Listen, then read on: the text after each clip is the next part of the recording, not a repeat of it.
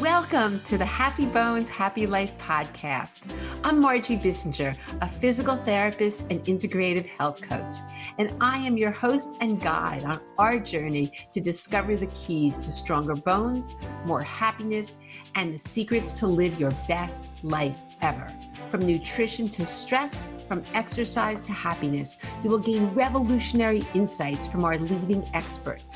It is time for you to discover the health and happiness you deserve. Hey, Margie here. Are you ready to hear a truly remarkable story about how a physician who was confined to a tilt-reclined wheelchair for 4 years due to progressive secondary multiple sclerosis was able to restore her health using a diet and lifestyle program? And now she rides her bike to work every day. So I'm so excited because our special guest is Dr. Terry Wahls. And Dr. Wahls is an Institute for Functional Medicine certified practitioner and a clinical professor of medicine at the University of Iowa, where she conducts clinical trials. In 2018, she was awarded the Institute for Functional Medicine's Linus Pauling Award for her contributions in research, clinical care, and patient advocacy. And she's also the author of the Wahls Protocol, a radical new way to treat all chronic autoimmune conditions using Paleo principles. And in our interview today, Dr. Wahls talks about her lifestyle and diet approach and gives us things that we can put into our life right away. She also gives us tips how we can turn the clock back and really reverse aging and increase longevity. So there's so many great tips, and this is really, the information applies to everyone, but autoimmune conditions sometimes are the root cause of osteoporosis and other things that we don't even know. So stay tuned for this great information. Welcome, Dr. Wahls. I am so excited to have you here on the podcast. I've been a big fan of yours for really many, many years, and you have so much amazing information to share, and I'm just thrilled that you're with us today. But one thing that I truly believe in is that when you go through something challenging, there's a gift or a silver lining at the end of that. And that's something that you really exemplify, and I know you're going to share that with us today. But I just want to thank you for being this pioneer and for doing all the work, and your gift has helped millions all over the world. So besides helping yourself. So I can't wait for you to share all this with us. So why don't we get started, because your story really is where it all begins and where all this started. So why don't we just get started on your story and where this started from? Sure.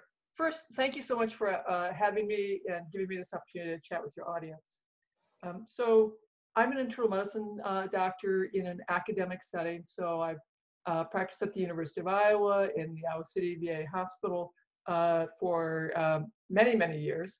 And I was originally very skeptical of special diets, complementary alternative medicine, and I taught my residents to be deeply skeptical. But God has a mysterious way about him or her. Or I, in 2000, developed weakness in my left leg.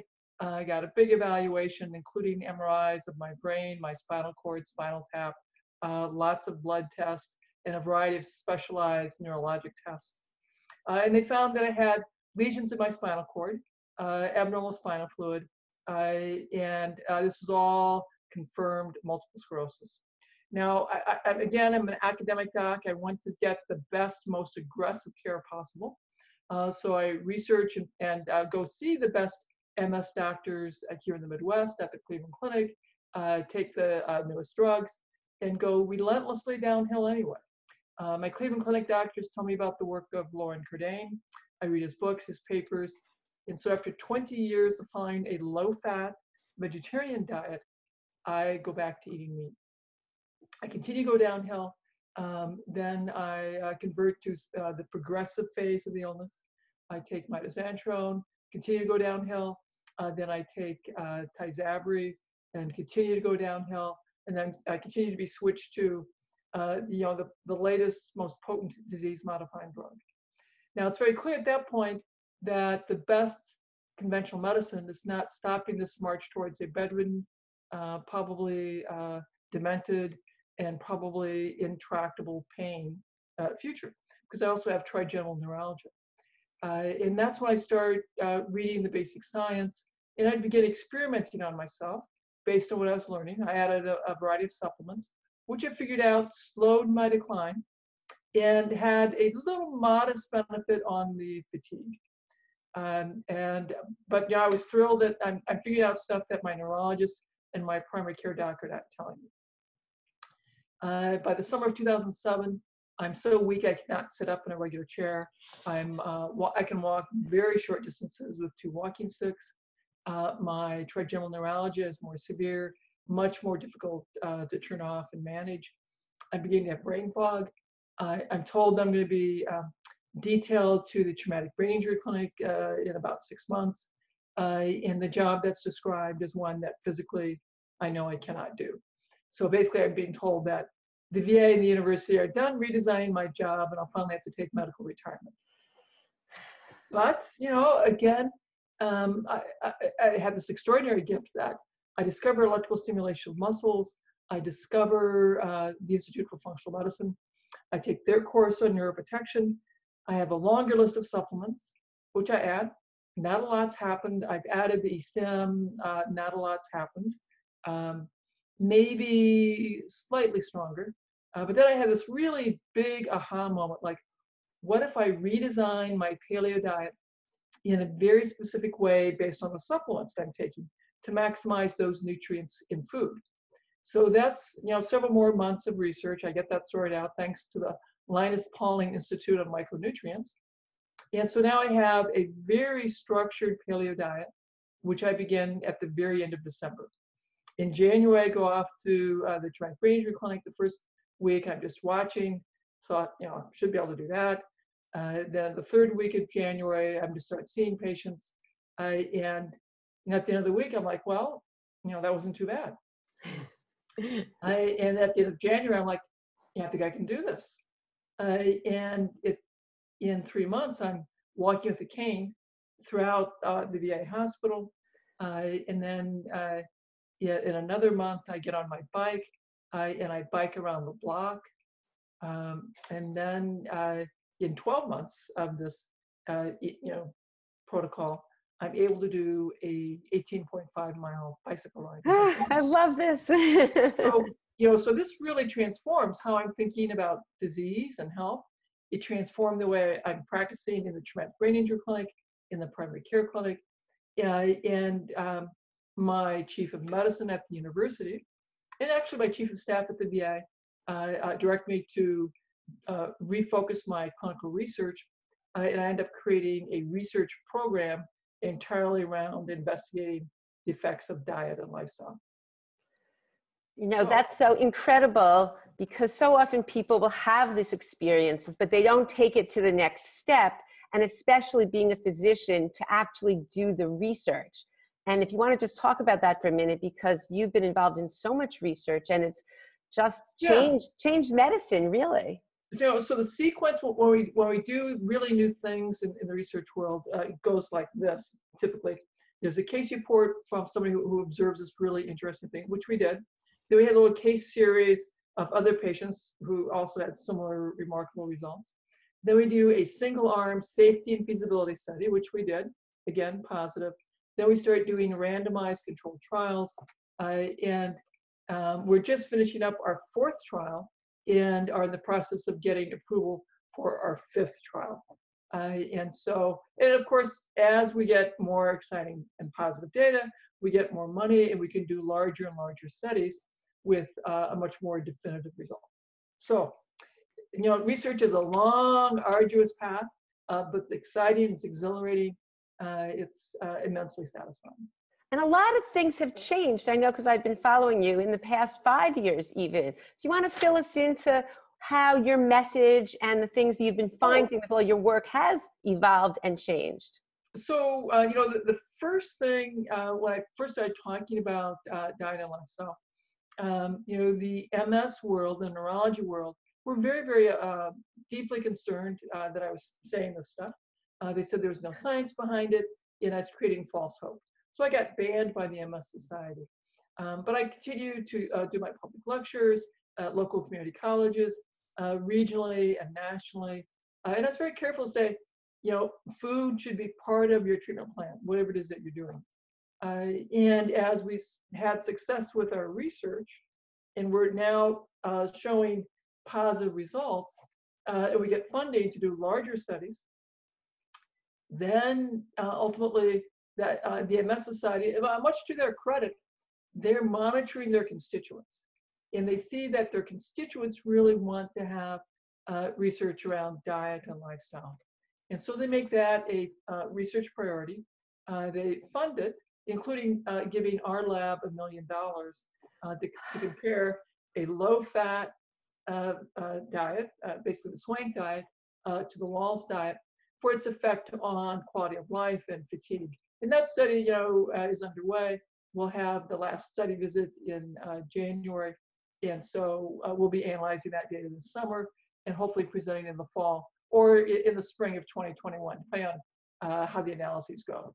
Now, in the meantime, in addition to our research being positive, there's a lot more research out there about how the food we eat and our food choices turn genes on and off and can shift genes and silence disease-promoting genes, or can rev up disease-promoting genes. And there's a lot more recognition that there's a deep connection between the microbiome and the level of inflammation in the bloodstream and the level of inflammation in the brain, in the microglia. And that, so there's this very deep connection. And what changes our microbiome the most is, of course, the food we ate the first 3 years of life, our antibiotics, and the food we're eating right now. So if you want to have a more health-promoting microbiome, people are beginning to realize you got to eat these radical things known as vegetables. And you know, eating more raw vegetables, eating more fermented vegetables, eating more non-starchy vegetables are some of the most powerful things that we can do. That's great. You know, I know that, let's just take it to the bones for a minute, since this is an audience who really is concerned about their bones, because it's not just for you, it was MS, but for people, it could be any autoimmune. And I know you see that. So why don't you like share some of your experience with people with osteoporosis and, or, you know, other autoimmune conditions? In my own personal story, in many people with autoimmune issues, because of our health challenges, we've been given many rounds of steroids, high-dose prednisone, salumedrol, and all and those high-dose steroids lead to loss of calcium from our bones and lead to osteopenia and may, in fact, lead to osteoporosis. So, in fact, you know, I've had many rounds of high-dose salumedrol because of the trigeminal neuralgia and then because of the MS. That took, you know, and I'm a farm kid, so my bones were incredibly dense, you know, like 3 standard deviations above women my age. But now, thanks to my many rounds of steroids, you know, they're osteopenic. However, because of the interventions that I've created, in fact, my physicians are like, every year your bones are stronger. Every year you get more minerals in your bones. Like, what are you doing? And so here is the secret. The biggest driver for your bones is gravity, exercise. And so I do weight training, I do vibration plate training. Now, we do know that the biggest driver for absorbing calcium is your vitamin D level. So you want to have plenty of vitamin D, so lots of sunshine, or a vitamin D supplement, and monitor your levels. However, what many colleagues do not understand, vitamin D can't work by itself. You have to have vitamin A. You need to have vitamin K2. You need to have plenty of magnesium. And frankly, I wouldn't be surprised if there were more interactions that we've yet to discover. Nearly every study that has looked at supplementing people with a single supplement falls on its face, and it has been shown to be not very effective. Nearly every study that has looked at these radical things known as vegetables and eating patterns where you reduce sugar and processed foods and you ramp up vegetables, you have a much more favorable outcome. So our dietary plans ramps up the magnesium because of all the greens in the bone broth, ramps up the vitamin A because we talk about organ meat, and we also increase the greens, so that gives you more carotenoids. And so we have a much more nutrient-dense, mineral-dense plan, and we teach people the importance of gravity and weight-bearing exercise, and we teach them how to strategically, step by step, increase that dose. I mean, if you go out and you just suddenly slam your body with overtraining, you're going to lose ground. You have to do this in a very gradual, methodic strategy. I love that. That's sort of, you're preaching to exactly what I teach and believe in. But the fact that you've seen coming from your background and on yourself as well as other people, that's so very encouraging. Right. Yes, I want to be very clear. So that's my own personal experience, and that is what our patients consistently experience and report as well. Right. And I think it's so exciting because so often this is just not known in the medical community, that truly we can improve our bone health, our bone density with diet, with exercise, and with, lifestyle. It really works. And that's just so encouraging to hear it from you as well. If you think you can do it just with supplements, you're going to fail. Exactly. I do think you want to be sure that your vitamin D level has been corrected. In monitoring your vitamin D level, yes, that's very important. But you have to have the food that gives you all the magnesium. You want to have the food that will give you pre-made vitamin A or retinol. You want to have lots of carotenoids as well. So this is a food-based plan. No, that's great. And that's part of your Wahls Protocol. So absolutely, that's terrific. And one more thing that I know that you talk about now, also the ketogenic diet and fasting. Want to just shed some light onto that a little bit? So, in my revision of the Wahls Protocol, we spend a lot more time talking about the benefits of fasting and the benefits of ketosis. Now, our mitochondria, which are the power plants for the cell that will convert the food we eat to the energy that our cells will use to run the chemistry of life. And our mitochondria are really good. They can burn amino acids from protein. They could burn sugar from carbohydrates, and they can burn ketone bodies from fats. The fact that our mitochondria can burn all those things mean that we can survive winter, war, famine, drought, and abundance. So that's gave our ancestral mothers and fathers had greater reproductive success because our mitochondria could be that efficient. Now, one of the advantages for shifting our cells into ketosis is that it bypasses some inefficient cellular functions. So that is helpful. It will also lower our insulin level, which turns out to be good for our brain. If your insulin level is really high because of too much sugar or too much protein in the diet, that can make it hard to clear amyloid and puts you at higher risk for dementia and cognitive decline. It also puts you at higher risk for cancers. And furthermore, so that's part of the reason I want people to have ketosis intermittently. And then I talk about the benefits of fasting. There are many studies now on the animal models of aging. And in the animal models of aging, we see that fasting, time-restricted feeding, intermittent fasting, periodic fast are all associated with improved longevity.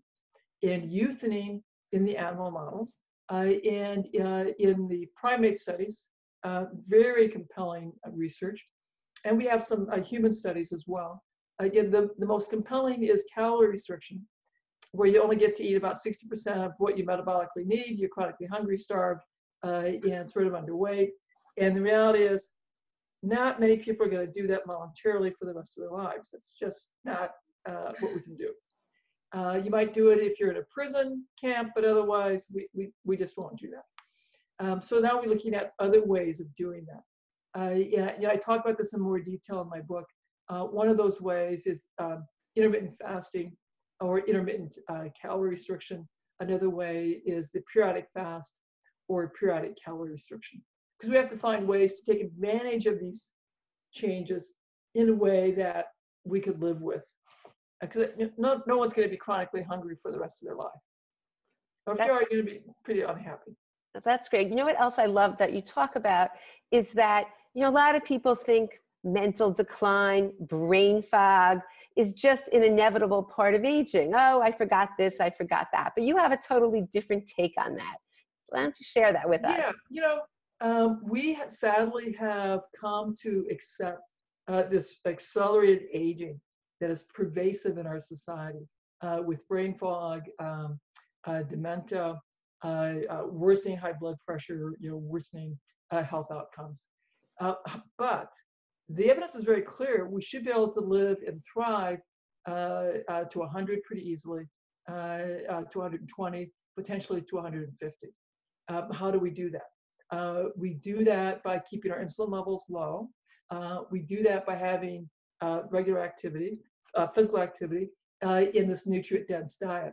In my clinics and in myself, what we see is, you know, when people come in and start seeing us, they're often look, you know, pretty tough. Because, you know, the people I see at the VA have had some difficulties in their life. We get them on my program, and they come in every month, looking younger and younger and younger. It's pretty typical that people will youthen to the effect of about 10 years. And they talk about how their families are noticing how much younger they're looking, and they're feeling more energized. The men will come in, they're thrilled because they're like, oh my God, doc, you didn't tell me that my love life is better. And so that's very fun. The ladies will experience this. If they're still menstruating, they'll often experience less painful periods, less heavy blood flow, more even moods. If they're menopausal, they'll experience this as fewer hot flashes, more energy. And the women come in, they're like, man, you know, I've been losing weight without being hungry, and they're feeling great. And then incidentally, they'll admit that, oh yeah, you know, my love life is a whole lot better, a whole lot more interested. And the guys will say, yeah, they've lost weight too without being hungry. So, you know, it's not surprising. We women, we're more attuned to appearance, so we're excited about weight loss and enjoying the benefits in the bedroom. The guys are more excited about performance and enjoying the fact that, yes, they're looking a little more trim as well. But they're more interested in performance. We're more interested. Isn't it amazing though? So they can come to your protocol, and they're doing your protocol not because the majority of people, I'd say, have found it because of a reason, something that has not been great in their health. And then all of a sudden, as I said, which I so believe in life with the silver lining and the gift, is that then all these great things happen. And I say that with a diagnosis of osteoporosis too. You know, you have to examine your life, your food, your lifestyle, your stress, every single thing. And then when you do, and when you adopt this Wahls protocol, all of a sudden major things, everything gets better. So it's such a win-win situation. It's so exciting. And what you're teaching and what I'm teaching is how to create health. Yes. And you know, I stress when people enroll in my programs, yes, you stay on your meds. We're going to have to watch you closely, because as you get healthier and your cells are functioning more properly, your need for medication will diminish. And so we have to watch closely your blood pressure, your blood sugars, any other meds that you're using, because likely we'll be having to reduce those meds, you know, gradually and carefully, so you're not over medicated and you're not getting side effects from your medication. And so I end up working closely with their prescribing physicians to monitor and simplify their medications as is appropriate. While we're just talking about that right now, so you're saying that if people want to see you, they can actually work with you? Oh yeah, you know, actually, so if you go to my website, terrywahls.com, and I'll have all the links, too. Yeah, if you look up there, there's a little notice, work with me. And so we tell you about what that experience looks like. And so, yes, there is a limited practice. And the other thing you'll want to do is keep watching. We don't have a study yet that we are enrolling in, but we're in the process of getting approval And so as we get new studies available, we'll have notices for those as well. Oh, that's fabulous. So for everybody listening, if there were 3 things you could tell them right now that they could do, I know you've already given us so many things, but there are 3 things you would say to everybody that you could do right now to get yourself started on even a healthier path. What would they be? Number one, understand what you want your health for, because this is going to take some work. If you understand, you have a lot of clarity, you want your health for your grandchildren, for your spouse, for finishing some major project, whatever that is, that adds a lot of clarity to do the work. The second thing is get rid of the sugar in the processed foods. Those are very inflammatory, damaging foods, but you need to replace them with vegetables, preferably non-starchy vegetables, lots of greens, cabbage, onion family vegetables. And then the third thing is begin moving more. So it depends on where you're at. My folks are so debilitated. We start with very small incremental steps. I ask people to have a big goal, what they'd like to do. It might be doing a fun run. It might be dancing with your son or daughter at their wedding. But have a goal that feels really big to you. And then you take, what is the next tiny, actionable next step I could take? And that next step might be just walking to the end of the driveway and back. Or it might be walking around the block. But have a big goal and a little tiny, what's my actionable next step? I love that. And it just must be so rewarding when you see that you're able to change people's lives. You must see so many different things happen. I am profoundly grateful for having MS, having the trigeminal neuralgia, having all those years and years of suffering, and then discovering my path, and now doing the research and changing the way we are thinking about managing autoimmune issues, chronic health problems. When I first started doing this at the university and the VA, I did not know what to think of me. I thought maybe I was a little odd, sort of eccentric, maybe dangerous. There's a lot that was controversial. But I worked with everyone on how to properly document and talk about this in public, did the research, and now the university and the VA are celebrating me as this brilliant, visionary researcher and clinician. And we've been getting major donations into our research lab.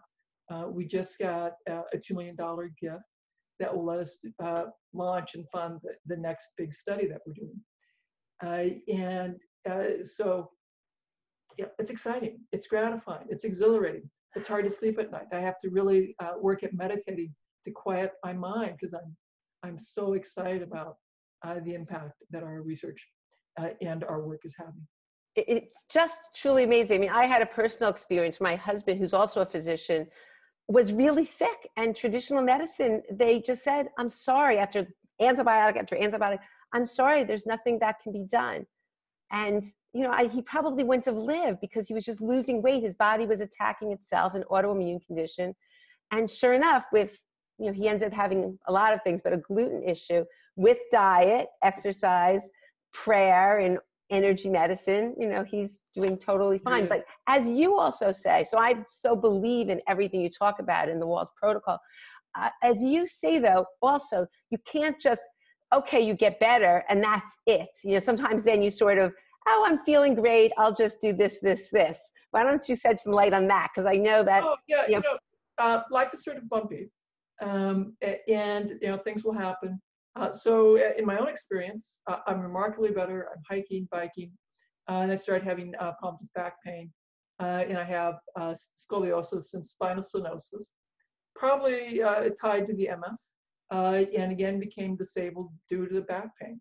Ended up with some surgery, had complications from the surgery, went back to physical therapy, intensive physical therapy and electrical stimulation of muscles, and I'm back to biking and hiking, so yes, life happens.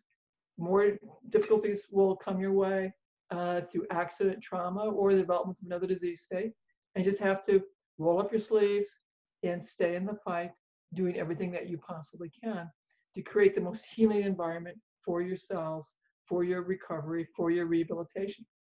And expect that, you know, life will be bumpy. And if for no other reason, I will continue to age. Though I've been steadily youthening, and my kids are like, "Oh my God, Mom, you're still getting younger every year." I know I will be aging again soon. So yes, life, it will always be sort of bumpy. You'll always be challenged with, okay, what can I do to create the best possible environment for my cells, for my life, and get things back towards a more healing path again. And I think that it just has to become part of your life, because often people are complacent. Okay, you know, I've lost that weight. And then they start, oh, I'll have a little more sugar, or I'll forget about, you know, I'll just have some, they forget about all the clean supplies they're using, or the environment, you know, once people feel better, but then, you know, you need to keep up with your habits. Do you find that as well? I'm very clear with my patients now in my clinics that when you recover and you are doing dramatically better, after some time, you're going to feel tempted to indulge in food that you know is harmful to you, because you're at your nephew's wedding or your niece's wedding, and you don't want to offend people by not having the wedding cake, so you do, and you have a sudden rebound of your serious autoimmune condition. And your conventional physician will say, "See, I told you diet and lifestyle doesn't work. You ought to be on these potent disease-modifying drugs." And I want them to know that I should be in their head saying, "See, I told you dietary cheating doesn't work," because when we're fully embraced with our diet and lifestyle, that's the disease-modifying treatment. And whenever we go off our diet and lifestyle, we've abandoned our disease-modifying treatment. And yes, you should expect a rebound. I love that, because it's just, you know, once you realize how potent this is, and once you realize this is your medicine, your lifestyle, and, you know, you have to, sometimes people need to experience it, because then they realize, you know what, she's right. I mean, this is, you know, it's not that, oh yeah, that's just what they say. Once you experience, and I guess also what in the Wahls Protocol, you're much more tuned into your body when you're living the lifestyle you promote. So you notice signs and symptoms where so often we're oblivious, because we're living in a world and we're just not tuned into our body. So I think your Wahls Protocol really tunes you in. And we've accepted this steady decline. Right. When we realize that we shouldn't have steady decline, we should have vibrancy and vitality. That makes a big difference. You know, I do spend a lot of time talking to my patients about embracing your symptoms, that it is so much easier to maintain diet and lifestyle when we can recognize the acute reduction of our symptoms, and that the acute worsening of symptoms when we deviate. And so I explain that. I personally have trigeminal neuralgia, which will turn on in 6 to 24 hours if I go off my dietary plan. So that is very helpful for me to have my very sensitive biosensor around my trigeminal nerves, because if they get inflamed, my pain is on, it's incapacitating, I can't really talk, and so I'm now grateful that I have that. I really love that, because, you know, so often we think, oh, this pain, that pain, but it's a warning sign. It's your body telling you something's not right.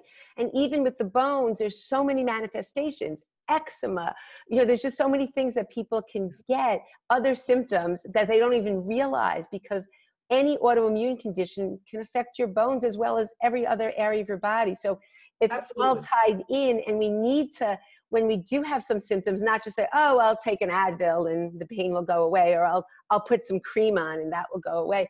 Look at the signs, look at it as information, because just exactly what you're saying.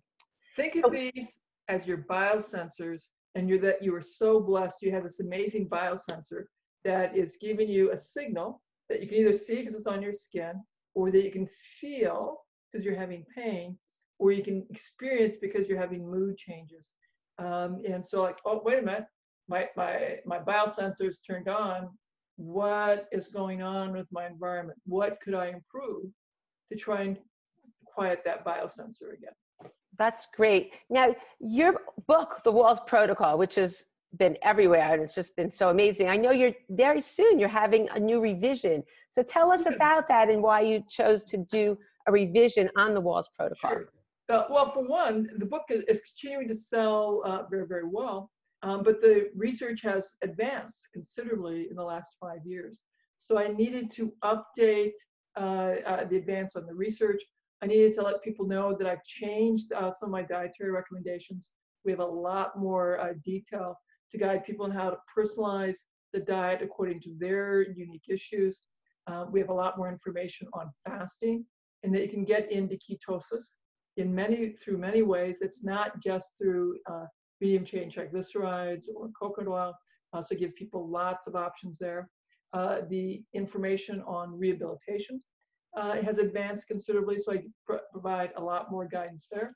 Talk a lot more about resilience, how to grow your own emotional resilience and your metabolic resilience. So a third of the book is new information. Oh, wow. You definitely want to pick this up so you know how I've changed the protocol in the last 5 years. So.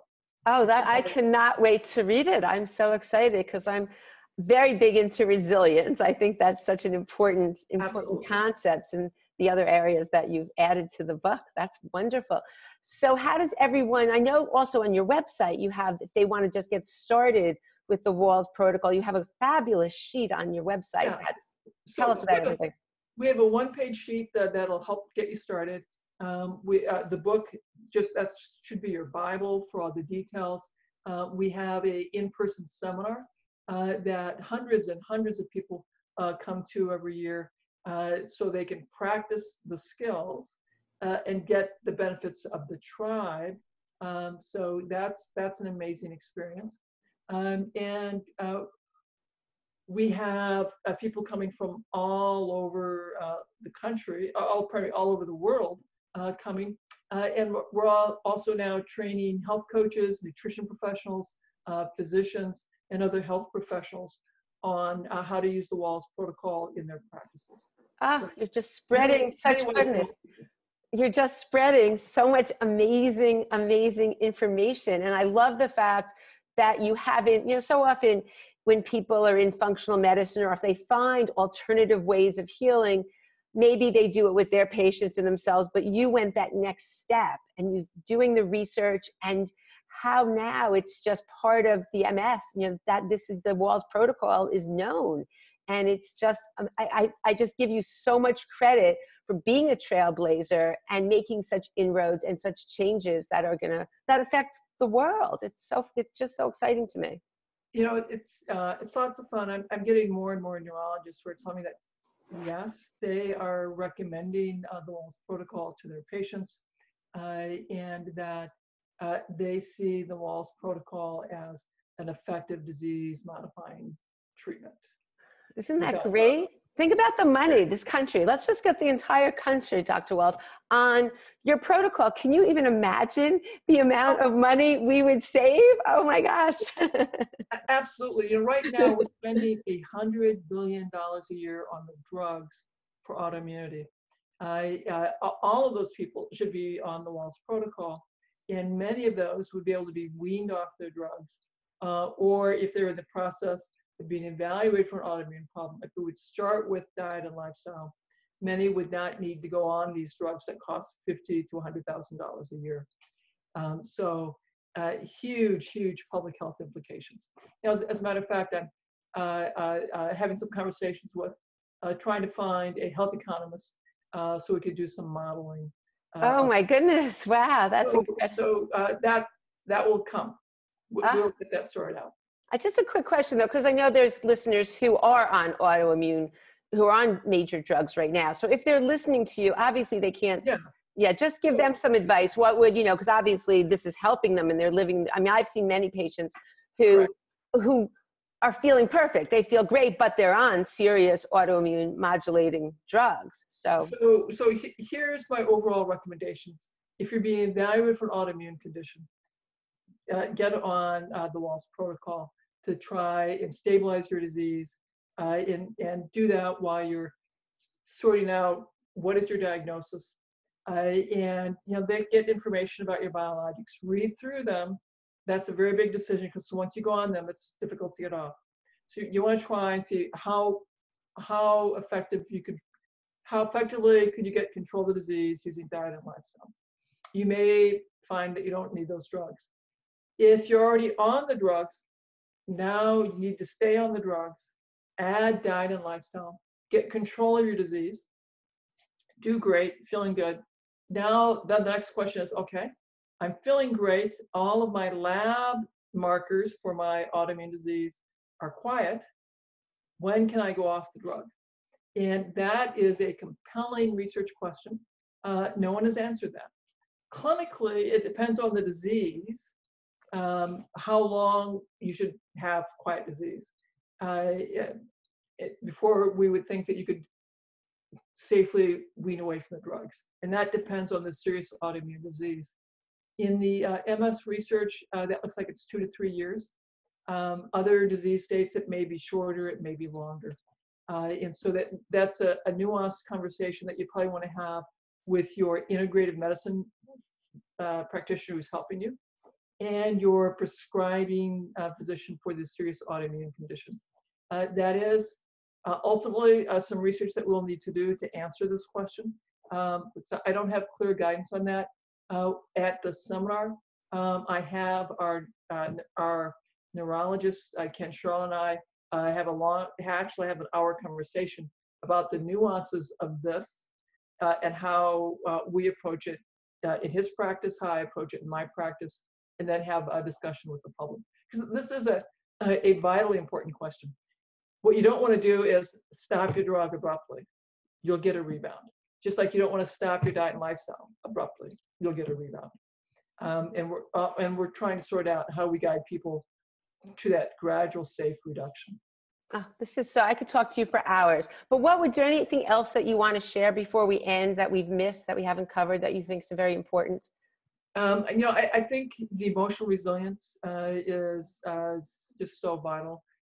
Many integrative medicine docs are really great at, here's the evaluation, here's the intervention, but they don't quite understand the behavior change science as well as our group does.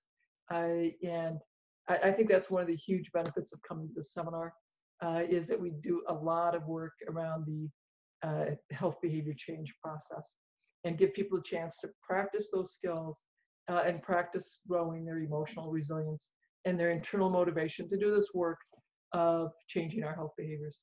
Oh, this is just terrific. So on your website, they can find out also about the seminar? Right. So Wahls Protocol, terrywahls.com/seminar. Oh, great. And that will also be when the book's released, all the information they can get, and they can get that. It's really a wonderful one-page sheet that you've created, and that's free for everybody. So that's great. Yeah. So I think that's a really good way to get started. And it's a great way to get started, to realize, like, oh my God, this is good stuff. And if anyone, as I said, my husband, people didn't think, on his 60th birthday, he thanked me for being alive. He didn't think he'd make it to 60 with the autoimmune disease. And it's just unbelievable how debilitating autoimmune diseases can be, and how the treatment can be something, it's not simple, but it is diet, lifestyle. That can be the treatment, and it's very effective and should always be the first line. So I think, this has been great. You've shared so much with us, and I can't thank you enough for the work that you do in the world, and that you're continuing to get your message out there and do the research and just really be this beacon of light, changing lives all over. So if you're listening, if there's anyone that has autoimmune conditions, please forward this to them, because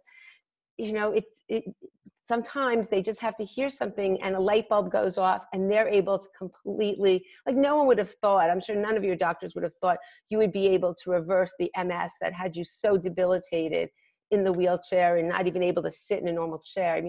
Correct. So it's just really wonderful. And I can go on and on, but thank you so much. And I look forward to all the research and everything that you continue to do. Thank you so much. Okay, we'll keep in touch. Bye-bye. Bye-bye. I hope you've enjoyed today's interview with Dr. Wahls as much as I have and are enlightened to the possibilities that exist with a diet and lifestyle program. Please share this interview with anyone you think can benefit, and all of the links, the website, Dr. Wahls' book will all be in the show notes. So, bye for now and look forward to seeing you next time.